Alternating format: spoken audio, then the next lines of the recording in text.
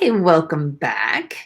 Things to know about homeschooling. That's what this series is all about. Things to know about homeschooling. This is the final of this take of this topic in the whole homeschooling thing. If you haven't seen them yet, there is an introductory video that talks about this graphic. We have already done academics, relationships, character, and attitude. And this one is all about secret sauce. Oh, don't you wish that somebody would just hand you some secret sauce that you and your kids can ingest and then, wow, homeschooling would be awesome and fun? That's what this video is all about. Secret sauce. Oh, it's the magic of homeschooling. When you think about homeschooling, when your kids are little, and it's different for everybody, but that 0 to 7, 8, 9, 10 type age, they love stuff and they don't love stuff, right? There's definite preferences of things that they like.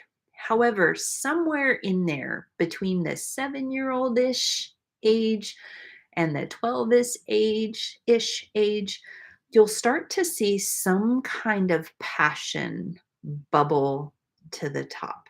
It's going to be different for your family than it is for mine. It's likely going to be different for each one of your children, just like it is in my house.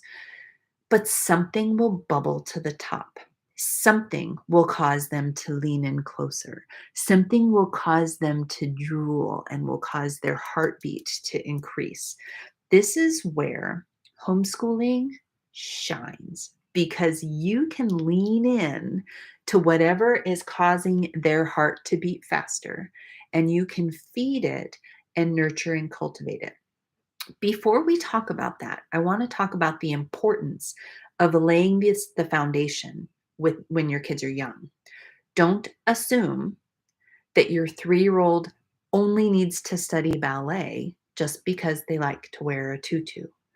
Don't assume that your 4-year-old will only need to study science because they're super excited about some experiment that you did on Tuesday last week.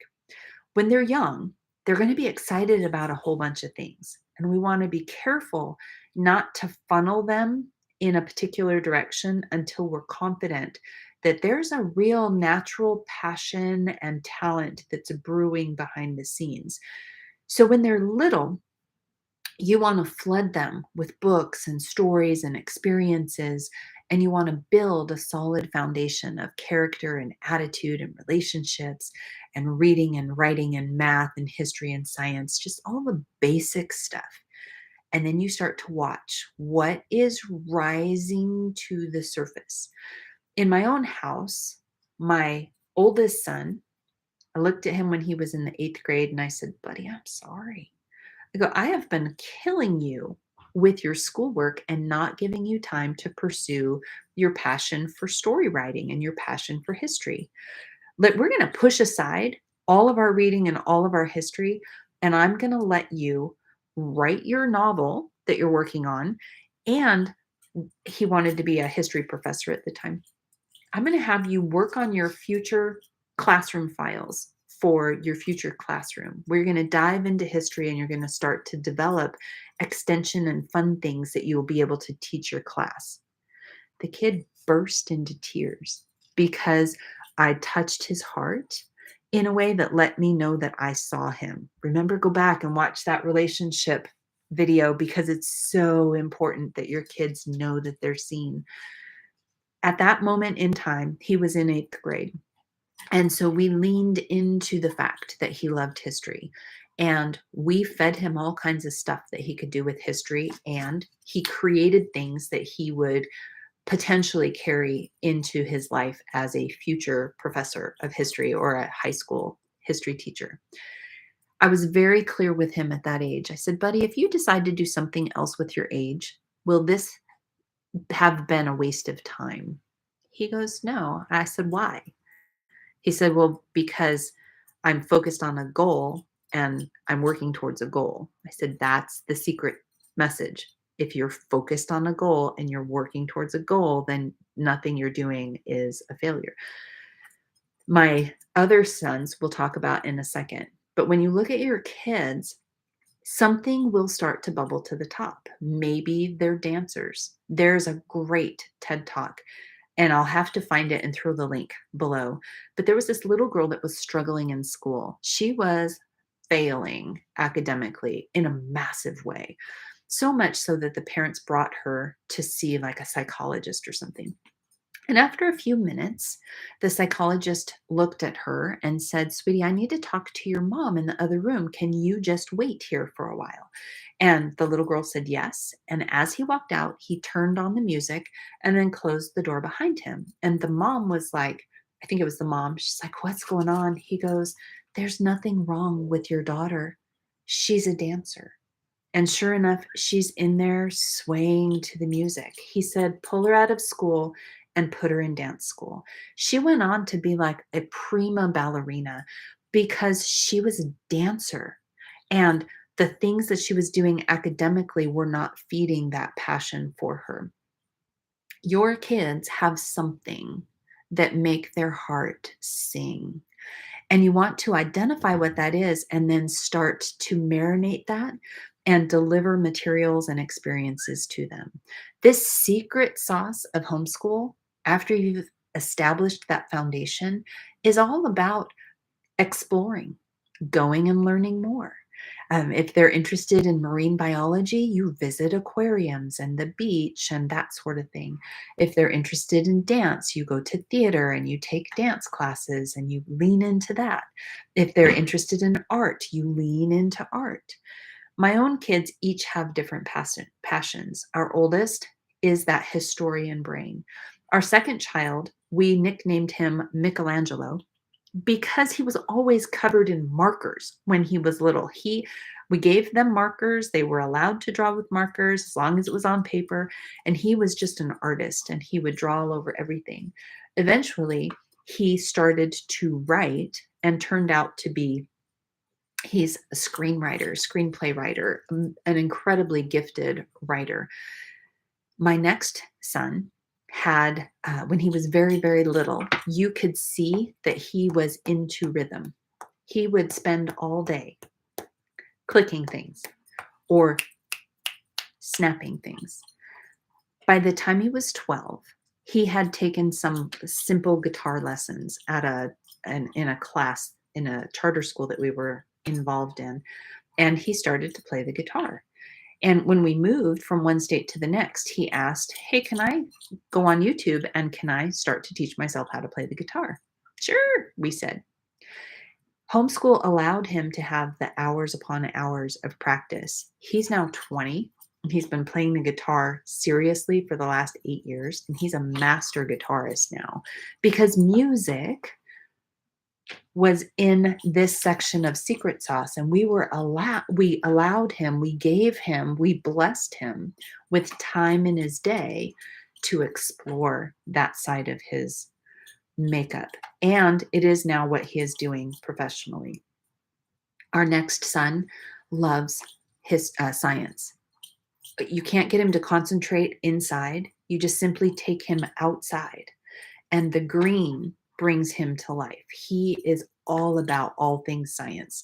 So he's the one that's gone on to earn an Associates of Science degree. He's the one that is a super deep thinker and things about science type. He's the one that when we got to the end of, it was like some bacterial study, and I can't remember what it was called, but he closes the chapter, we'll call it on bacteria. He closes the chapter on bacteria and he says, "Don't you hate it when you get to the end of a chapter on bacteria and you realize, there's no more time to study?" Like, no, I would never think this. Lots of books, lots of classes, lots of opportunities to lean into science. Our youngest son didn't read till he was 10, which I was a seasoned mom by then, so I just didn't worry. I knew it was going to happen someday. We just kept reading to him, reading to him, reading to him. Turned out that he was absorbing language and absorbing creativity as he was listening to all of these stories be watered over who he is. And the time that he would have spent painfully reading over things, instead, he channeled through his body. I taught him how to crochet when he was 4 because he was so busy and he needed something to do so that he wouldn't drive his brothers crazy.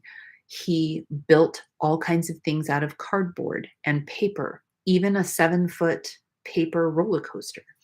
He eventually went on to make printables online and create these three-dimensional heart folding projects.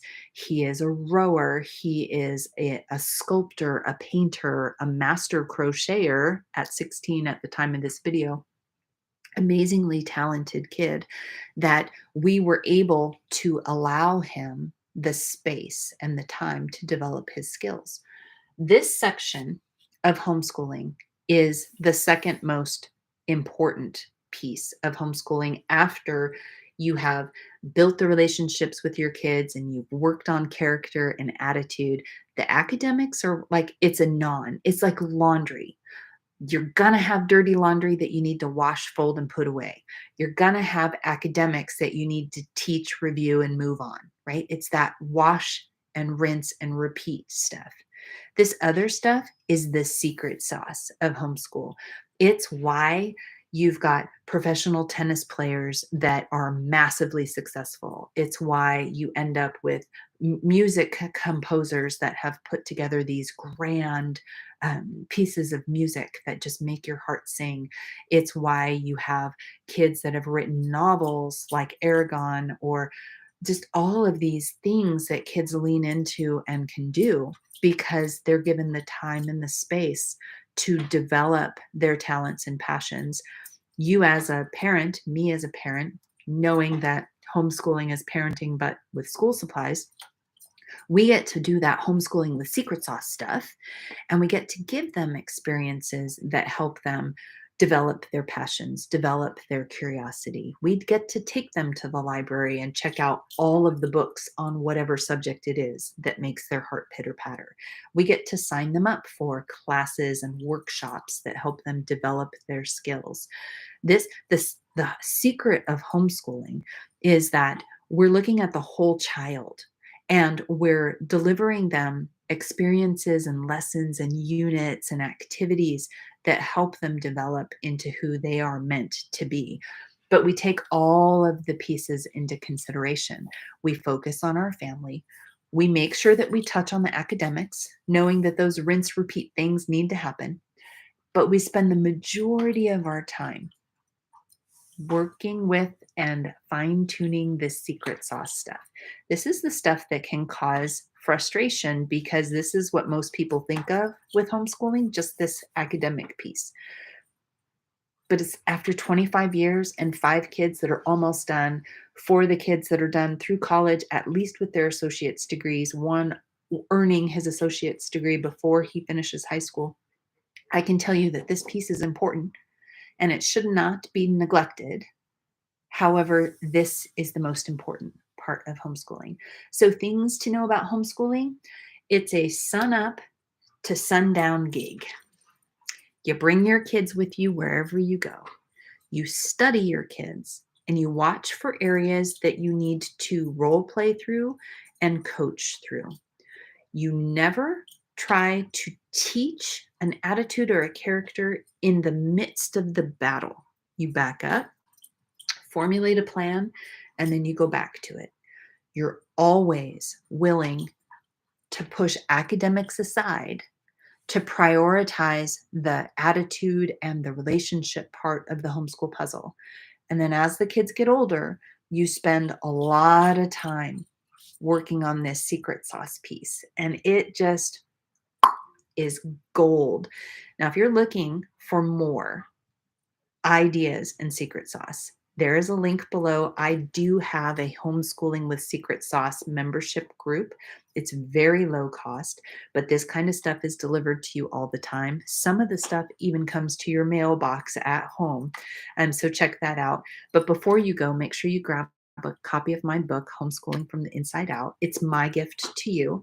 And hey, you've watched these videos so far. If you haven't already, please like and subscribe and hit the little bell so that you don't miss any of the upcoming videos.